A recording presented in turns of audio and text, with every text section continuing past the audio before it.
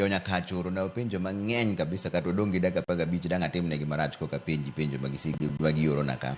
Oyumore Trevor kod Mwesh maendi, an gima chanda kaparo seche moko en ni Kenya waonge gi tich mapita koa Nyakachu rudi. Inyalo tim nang'o mondo mi rowere koro chak yudo tich? Nikech wach mar bedo ni onge tich ni en gima oseywagi higni gi higni. In kaka ng'ama osebedo jatelo higni mang'eny, ang'o ma koro sirikal nyaka tim sani mondo mi jogo matindo giyud tich? Gima nyaka watim manye gisekelo right and emomiyo ok wadwa ni mondo gi lose focus on gima nya gichakoni and mondo ne gin jomochung' n'adiera on ging'e ni nyiche golo taxes to gin giwegi ne gineno kaka pesni gikwalo ok dhi e tije mowinjore. Nyiche gineno Harambee ma seche moko ng'ato nye en MP wuotho gi tiende ka to seyiere gi gachiel ni tinya neno koting'o kata $20,000 tere kanisa golo kany and wang'e the salary mar an MP even in 5 years. So gik manyokel gi changes an nya neno ka changes osechako lokore kata kanisa.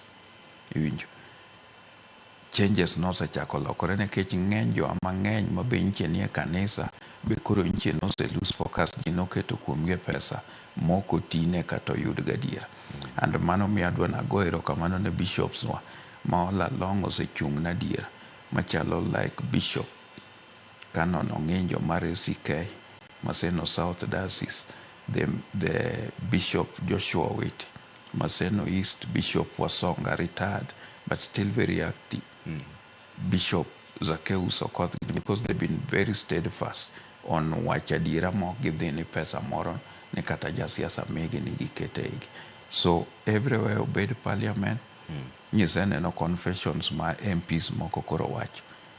Nye neno ka MP moro wacho ni en ogomna yes nekech nomiye kia $1 million. So pesni go kobedo invested well, kumane wadhiene and mane gin wadwaro kwe, to ibro yudo ka wanyalo revive the factories mane tiyo kata Kisumu kaka Kikomi, Kenya breweries gini ne tiyo kuondego. So these things have gone also mana because of poor management and corruption. Okay. Yeah.